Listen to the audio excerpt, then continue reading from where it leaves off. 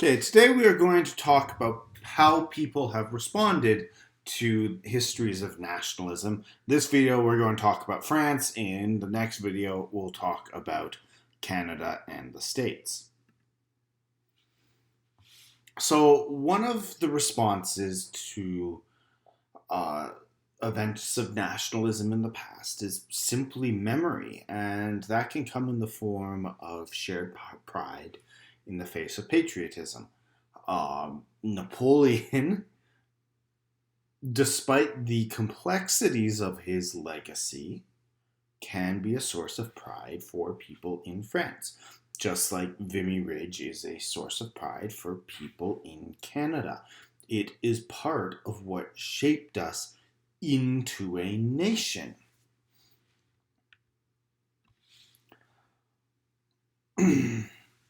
So, as the French Revolution and the Napoleonic era unfolded, that helped to develop a collective consciousness, a sense of unity that grew out of a shared memory and a shared pride in specific events that took place. Things like the storming of the Bastille. You'll often see the cockades in pictures of France, the red, blue, and white badges that are very reminiscent of the modern French flag, as well as Napoleon's empire.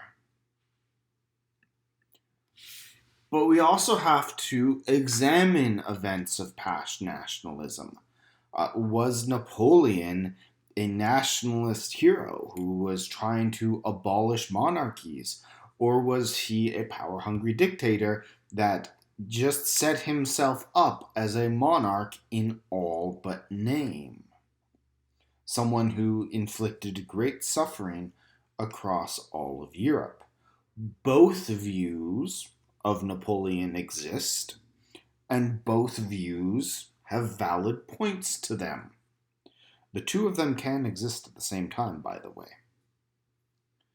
So, how do we examine and how do we look at these people of national history?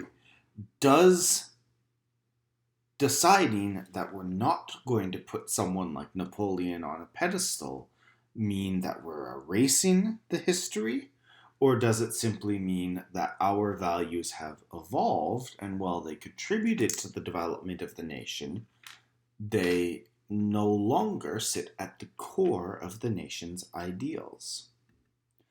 These are national myths, like we've talked about before, but it's important to remember that national myths are often told by the dominant culture group.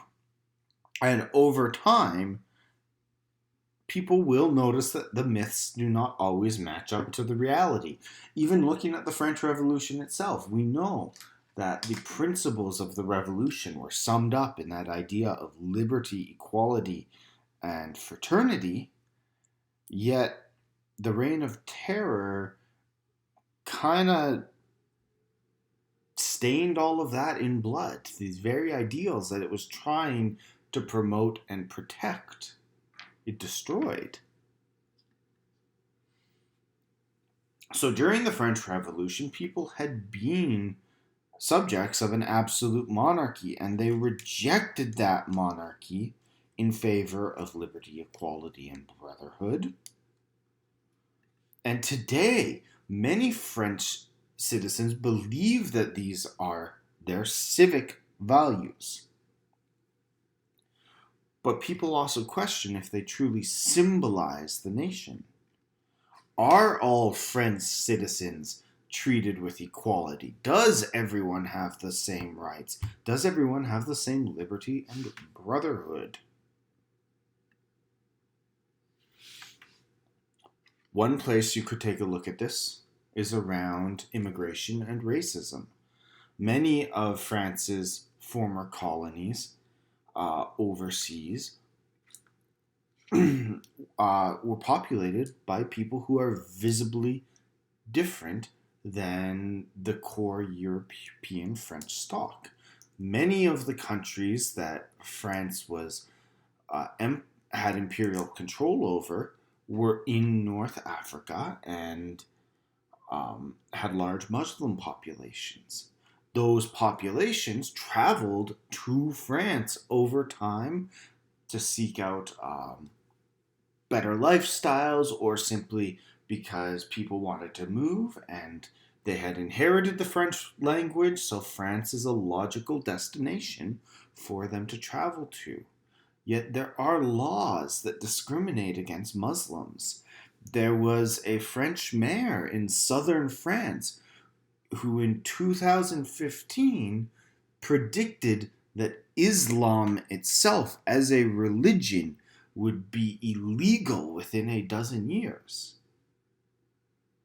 Do things like that mean that people are equal, that people are free? So that challenges the narrative of French nationalism.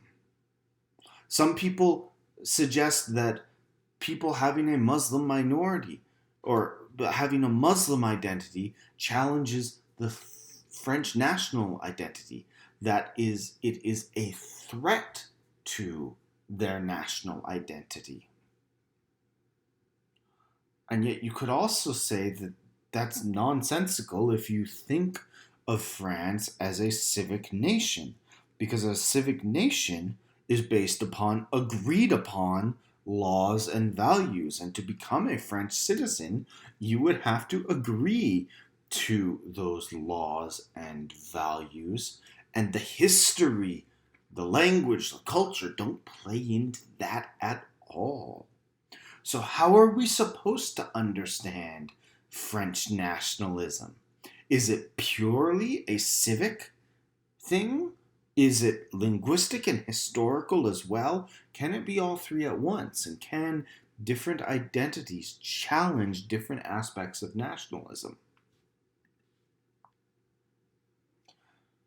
National myths and stories help connect people to their roots, help to shape their identity. But how do those stories get challenged? And how do the roots and reasons of those identities get challenged is one of the most interesting questions you can deal with in terms of nationalism.